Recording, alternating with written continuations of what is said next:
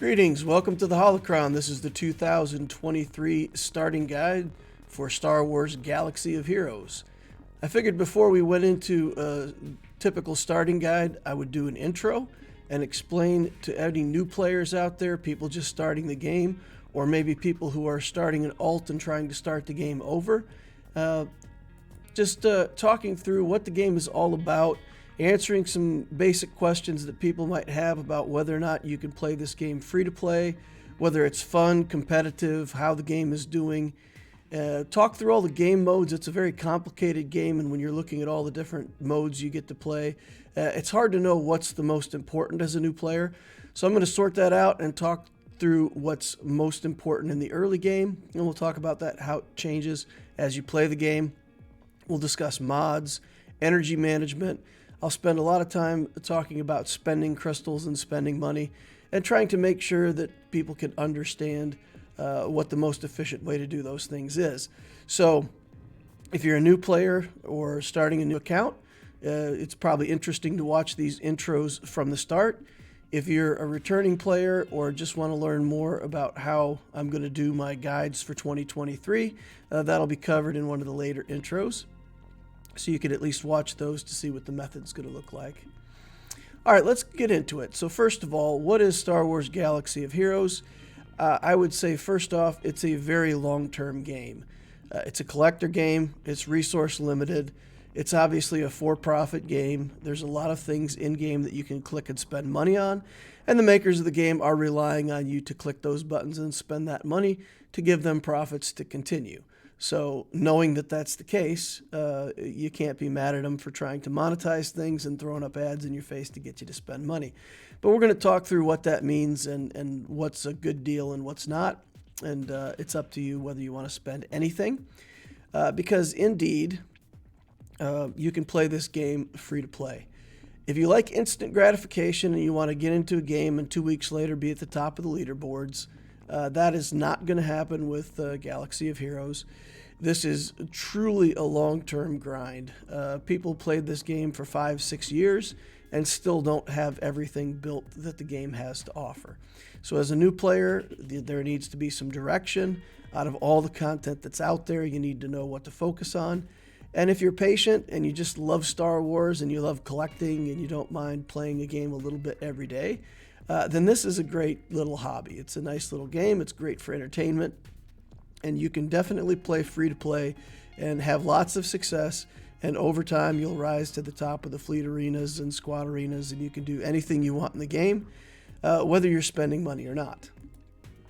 All right. So is it a fun game? And honestly, just to say, if you don't have fun playing the game, then there's no point in it. It has to be entertaining for you. And again, if you're a casual player and you like to collect Star Wars, that could be a lot of fun.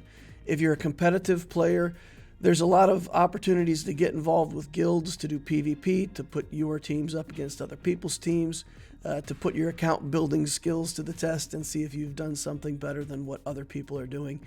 And so there's plenty of that to participate in. And honestly, this game has one of the best communities I've ever seen in gaming. There's a lot of Discord servers. There's a lot of YouTube channels. There's a lot of good people that are willing to help and talk and discuss things and chat about new strategies. So it's really a fantastic community. And I hope if you're a new player and you're seeing this, that this might motivate you to want to join. So as a new player, can you be competitive? The squad arena and fleet arena frequently generate new shards. So as new players join, once there's a certain number of people in the squad arena, it'll start a new squad arena. Same thing with fleet arena. After a certain amount of time, it'll start a new fleet arena. So whenever you enter your squad or fleet arena, you'll be in with people that are relatively the same account age as you are. You'll be among similar players, and so you can be competitive in there.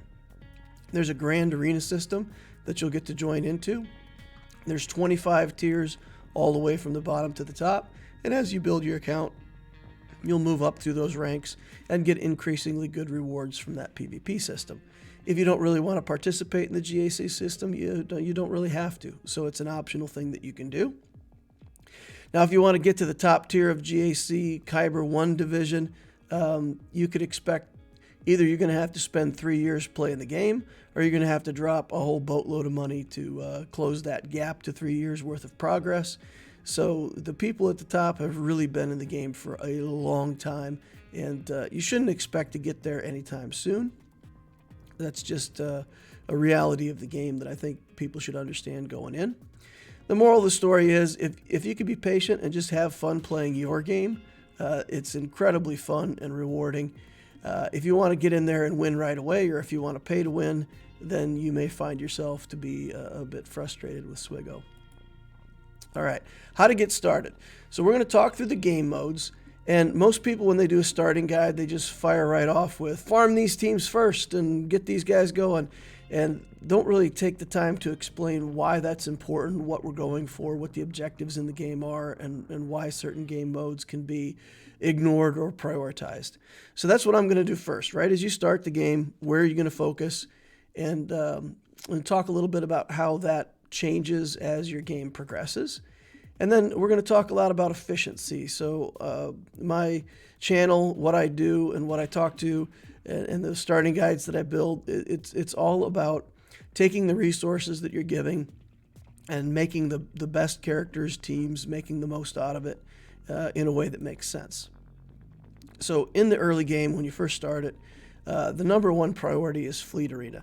Now, Fleet Arena doesn't open until you're level 60, so for a brand new player, if you're in the game and you're only at level 30, and you might look at this and say, well, what's Fleet Arena anyway? It opens up when you're level 60, and there's rewards in the Fleet Arena system that gives you crystals for your placement each day at your payout time.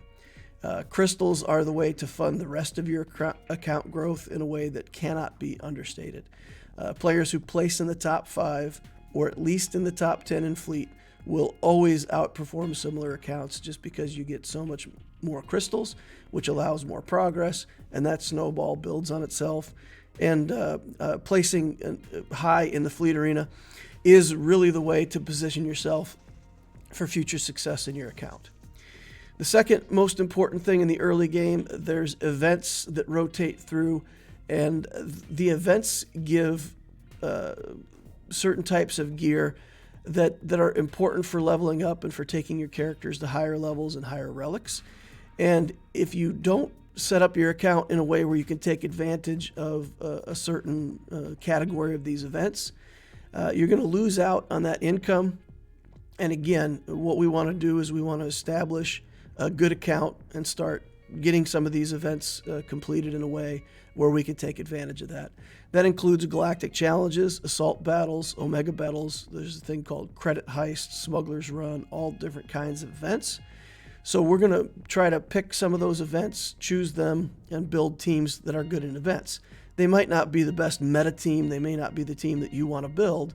But if you build them right away in your account and you play for 2 years, then you're getting 2 years worth of income out of that team just for a little bit of effort up front. So in my opinion, when you're starting the game, paying attention to these events and getting the right ones on completion is critical.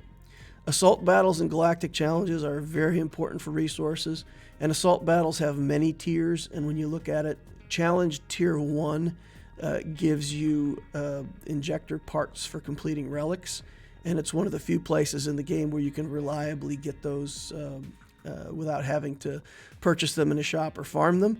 So being able to get a couple assault battles at least to challenge tier 1 completion in the early game will help a lot. So that's the second most important thing to build for right away: fleets and then events. In the early game, raids do play a part in your account progress. Raids are part of guild. They triggered a certain amount of tickets. Every person can earn up to 600 tickets per day for their guild, and then raids trigger based on the total number of tickets from the whole guild. You do need 7-star character to join, and for the early raids, as long as you have a 7-star character, it can get you in. But we do have to pay a little bit of attention to teams that can actually put up some numbers. And if you score decently well in these raids, better placement gets you better gear. For the higher level guilds, some of the early content like the AAT raid and the early Rancor raid. Going to sim mode, so if you join a guild at higher level, you may not even get to participate in those. They just have standard loot, which is fine. It's okay either way. But we do have to pay a little bit of attention to raids right away, at least make sure that we qualify to get in and join the raids. Number 4, I would say, is guild events. We have to think about territory wars, territory battles. The quality of loot depends on the quality of your guild, and the quality of the guild that you get into depends on how you build your account. So we're going to look at, for example, a good starting guild for most newer players. Try to get into a guild that's doing light side Hoth and dark side Geo territory battles, and we'll build characters in a certain way where we can provide participation in both of those to make the account attractive. And then when you apply for a guild and they look at what you're building, they'll see it and it'll make sense and it'll help you get into a better guild. Number 5 is Conquest. Easy mode Conquest and even normal mode Conquest give pretty good loot. It's good to be able to participate in those and work through them. In Conquest, as soon as you can complete easy and qualify for normal, you want to get into normal. Even if you can only do like 2 or 3 loot boxes in on normal, you're still much better off than if you completed all of easy. So upgrade to normal as soon as you can. And in order to get into hard mode Conquest, you need 4 million galactic power. That'll happen about 1.5 years, 2 years into the game for a free-to-play player. But as soon as you can get up to hard mode Conquest, the same thing applies. Get in there as soon as you can. In the Grand Arena system, GAC Grand Arena used to be, it was really what got me into SWGOH. I love the Grand Arena. It's a PvP matchup. You fight against other players. You test your whole roster against their whole roster. And it was really a lot of fun. They changed that, and I restarted an account last year and played through GAC. And the situation right now, there's a lot of players that enter GAC, but they either forget to play or they don't play or they're not interested. So the lower tiers of GAC are now filled with very, some new game accounts that belong there, but also some really high level accounts that may or may not be played. So you get matched up against somebody that you can't possibly beat. But as long as you can, show up and participate a little bit, you may still win because they may not even play. So that whole system is not really that rewarding for a brand new player to walk in and say, okay, I'm going to build a GAC-based account. It's just going to take you 6 to 8 months to work your way through that trash at the bottom anyway. So GAC takes a low priority for me for the first 6 months or so. And Squad Arena is number 7. Squad Arena looks like the premium. For players who've played other collectible games like this, there's always a PvP system where you're fighting against other players. And in SWGOH, that's the Squad Arena. And I think a lot of people get drawn into that right away. They look at it and they go, okay, I want to do well in Squad Arena. And they start trying to build a really good team to do really well in Squad Arena. But in terms of mechanics and the system and the loot that you get out of here, it's almost irrelevant. Even if you can play somewhere in the top 200, top 100 is nice. But basically all you're getting is shop currency, and you get enough. Even if you're placing in the top 100, you get enough. You don't need to try to place in the top 5 or whatever. So Fleet Arena, absolutely critical. Squad Arena, forget about it. Just let it go. So that's my advice. Don't chase a Squad Arena team early in the game. So in the mid-game, the priorities do shift a little bit, and Conquest becomes the number 1 priority. Remember, we're going to try to get into hard mode Conquest as soon as we hit 4 million, but that means that already when we're at 2 million, we have to be planning out the kinds of teams that we're going to build to make sure that when we hit 4 million, we're going to be successful in Conquest. So early game, top priority, fleets. We're going to establish fleet dominance right away and make sure that we can score top 5 in fleet for as long as we possibly can.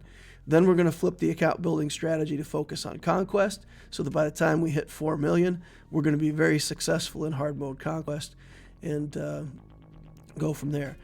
Guild events are still important. Territory battles are a big source of event loot for the game. And it's also a source, again, of community, of working with your guild, trying to get more stars in the territory battles is fun. Similarly with territory wars, it's kind of a mass PvP. It's fun to play. So get in there and do the guild events and be part of a good guild. Grand Arena moves up the list because now as we start moving through the Grand Arena in mid-game, we start having more what I would call fair matchups where you actually get to play against similar players and keep pushing your way up in there. You can start thinking about more teams and how you're going to set up your strategy. Raids start to fall off importance. And events, we've deprioritized those because, once we've qualified for the events, we don't have to keep building teams specifically for events, so they kind of fall down the list. And again, Squad Arena is just not important. It doesn't become important later either. So the reason Conquest is so important is that what they've been doing at the time of this Holocron, they're introducing new, very powerful characters and ships through Conquest. And you really can't get access to those characters in easy mode or normal mode. You can really only get enough shards to expect to get these characters in your account through hard mode. So if you were to look at the quality of those characters and compare them with a journey character elsewhere in the game, some of these things are on the almost on the level of a galactic legend. So in order to get those characters, you have to do a bunch of relics, you have to do a journey. For new content characters like that, eventually characters drop at 2 character shards when you get them. But when it's brand new content, you only get 1 character shard per instance of farming. So they're twice as hard to farm new content. And if you want to go for the new content, it really takes a lot to get. But in Conquest, all you have to do is do hard mode Conquest and achieve box 5 with the battle pass, and you get a free character. So it's sort of the way that a free-to-play player can access the newest, best content, and all you have to do is just prepare yourself and be ready for it. Okay, so if that's the case, then that really has to be a focus for where we're going to look to put our stuff. So there's no bigger free improvement to your account than getting these new, meta-changing characters. And there is a point where you'll need to push up to 4 million GP to get the hard Conquest. And again, that's, a year and a half or 2 years into the journey for free-to-play player, should reasonably able to get to 4 million GP. So the idea of efficiency, I talk about that a lot, but the idea of efficiency is going to be about using all of your resources in the game to benefit your account in the best way. So at first, very early in the game, the best thing that you can do is establish more income. So what we're trying to do, it's kind of an investment strategy. We're going to do things up front to make it easy for us to do everything we want in the future. And that only takes, let's say, 3 to 6 months of play, depending on whether you buy the hyperdrive bundle or not. So it's not like you got to be playing the game for 2 years to get where you want to go. It's just right up front. We do want to pay attention to that stuff and establish some income in the early game.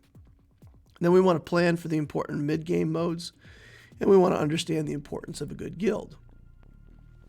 Now, with some of my guides, I've gotten feedback before where people say, okay, you're talking all about efficiency, about building the right things in the right order, and that doesn't sound like fun to me. Well, okay, you don't have to follow my guides exactly, and you don't have to like efficiency if you don't want to do it. There's a million choices out there for you.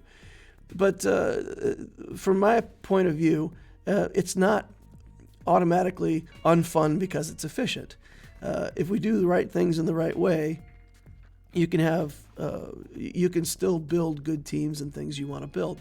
Let's say, for instance, you want to go on my 2023 guide for starting out, and you say, okay, well, I really want to build a team with Kylo Ren because he's my favorite character. You could still do that. There's nothing to stop you from doing that. But at the point where you want to establish your income, you can come back to the holocrons and take a look at them and see if it's for you. There's plenty of room for casual play. But But even so, I would say if you do a little bit of it up front, it makes everything easier forever after in the game. All right, so that's going to conclude my first intro video. This was for new players to just try to see if you're interested, explain the game modes, what's important. And if you're still interested, watch the next intro. We're going to explain in detail how ships work. If fleet's going to be our first priority, that's the first thing we've got to discuss. We got to dig in and understand these ships. I'm going to make the link between fleet and Zeta materials, which are very important. We're going to talk about mods, and we're going to talk about guilds and establish the importance. And again, by explaining this, I'm going to be telling you why we've selected certain strategies. And by the time you follow a starting guide, you'll at least understand what's behind it, what we're going for, and what we're looking at. All right, I hope to see you in the next holocron. That wraps it up. Please remember to hit the like button on the way out if you didn't hit it on the way in. It does help me, it helps the channel. I appreciate it, and I will see you in the next holocron.